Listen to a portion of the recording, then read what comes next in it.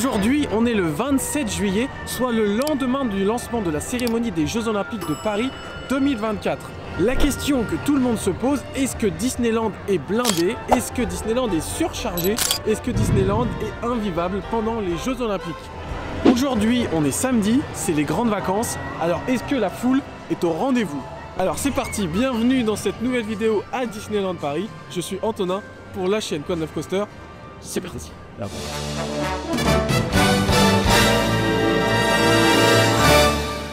qu'on va faire, parce que je suis pas une mauvaise langue, j'ai été sur Twitter en tapant Disneyland Paris et JO 2024 pour voir ce qui ressortait en premier.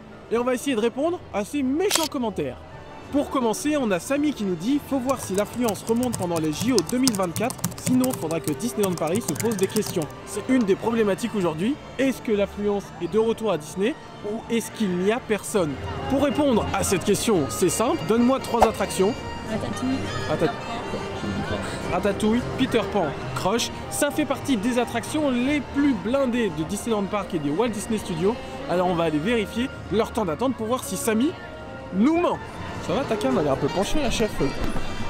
Bon, on commence tout de suite par Crush. Comme ça, c'est fait. J'avoue que je te déteste un peu parce que c'est pas forcément la file d'attente que je préfère. Donc s'il y a plus de 40 minutes, je crie. Sachant que s'il y a moins de 40 minutes, c'est quelque chose d'assez ouf parce qu'il est à peine 18h30. Donc un 40 minutes à Crush à 18h30, un samedi de vacances, il y a 35 minutes d'attente. Bonjour.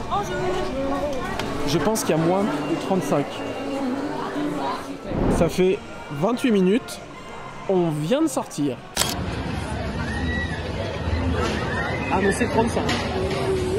C'est un petit braquage. Alors, je commence à croire que notre ami Samy avait raison. Il n'y a personne sur le parc. Pour que tout ça prenne un peu plus de sens, on va aller sur le site QTimes pour comparer les temps d'attente de cette année avec ceux de l'année dernière à la même date et à la même heure. Et là, on se rend compte qu'il y a 45 minutes de différence entre l'année 2023 et 2024.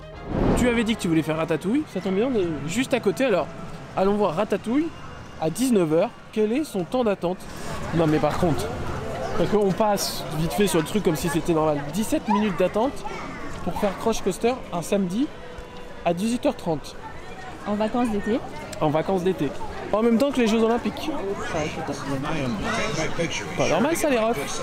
Ça devrait être l'inverse. Il y a autant de temps d'attente en single que sur la file normale, il y a 5 minutes.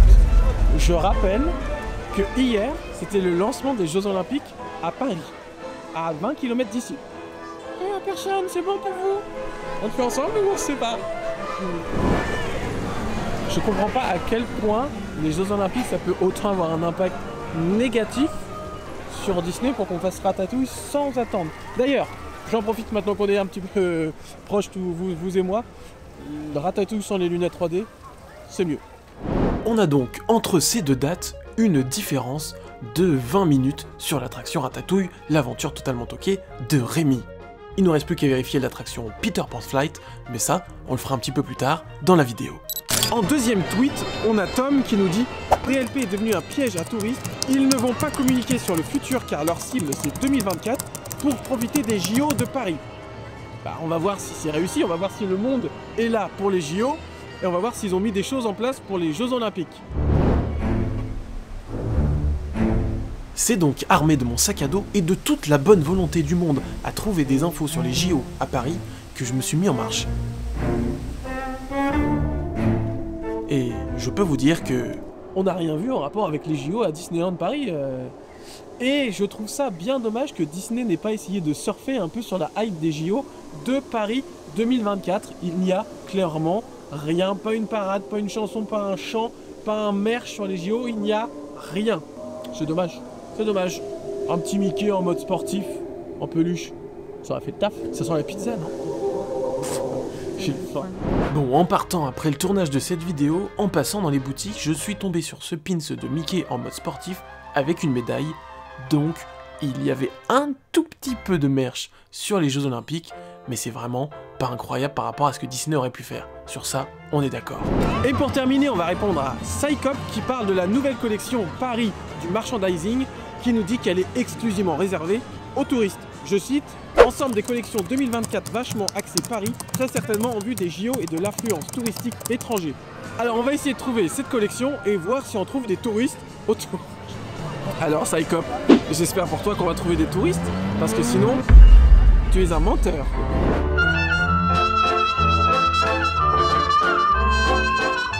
On va voir si on trouve des touristes. J'ai entendu que pour attraper les touristes, il fallait taper 3 fois des mains et dire touriste. Touriste. Je vois pas la collection Paris. Paris. C'était pas la même chose, regarde sur son truc. Là j'ai l'impression que je me fais avoir. J'aime pas ça du tout. Tu filmes quoi là? Je pense qu'on n'est pas au bon endroit. Y a pas de touristes là? Touristes. Touristes? Y a pas de touristes. Y a pas les vêtements Paris que je veux. Je sors.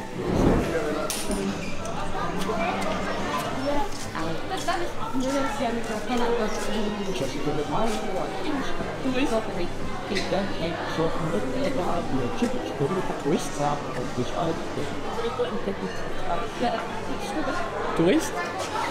Y'a personne. Y'a personne. Alors Psychop, ton ensemble de collections Paris, j'y suis. Je n'ai vu aucun touriste. Cette rumeur est fausse.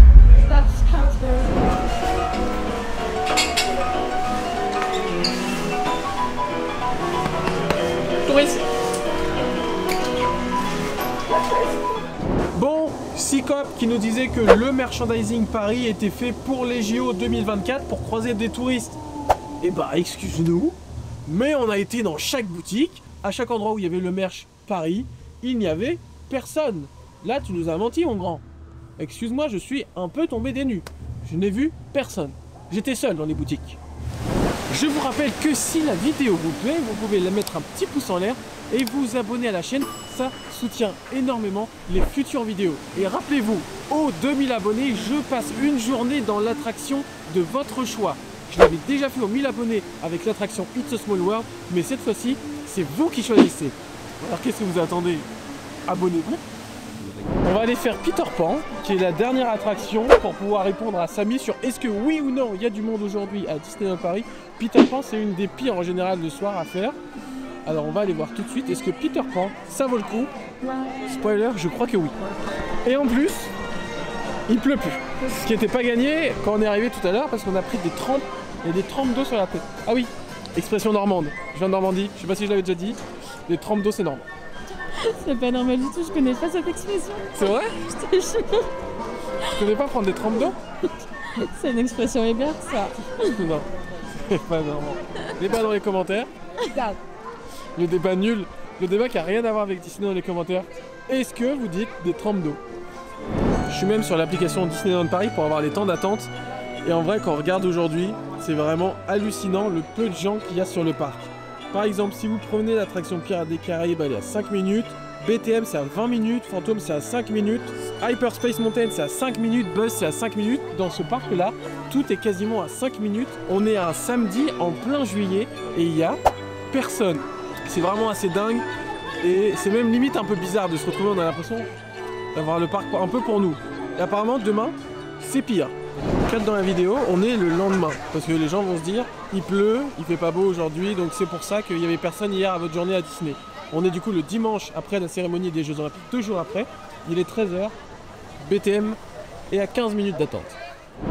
On est à Peter Pan's Flight, il est 8h et il y a, ça vient de changer à l'instant, 15 minutes d'attente. Bonsoir. En plus c'est ta première fois à Peter Pan.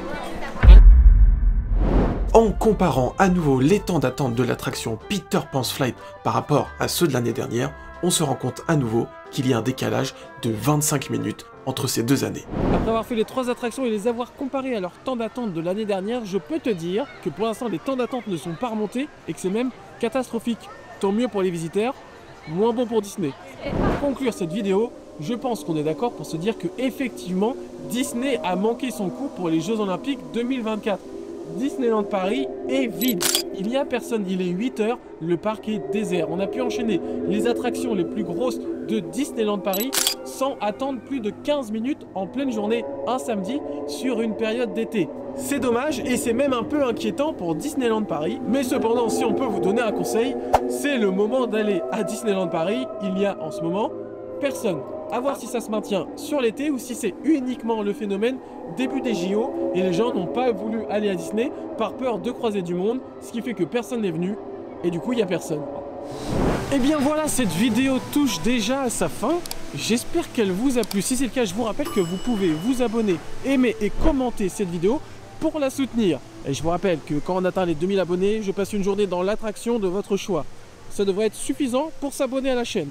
Nous, on se retrouve très vite, très bientôt pour une nouvelle vidéo. Merci de l'avoir suivi jusqu'au bout. Merci pour votre fidélité. On se retrouve très bientôt sur la chaîne Quoi de Neuf Coaster. C'était Antonin pour vous servir. Ciao. Hey Squeeze, ils sont là! Sound tracker is ready for launch. Wildest ride in the wilderness. Nothing to worry about, right, fellas? Attention à tous les rangers de l'espace. Et vos couleurs, immondes cafards!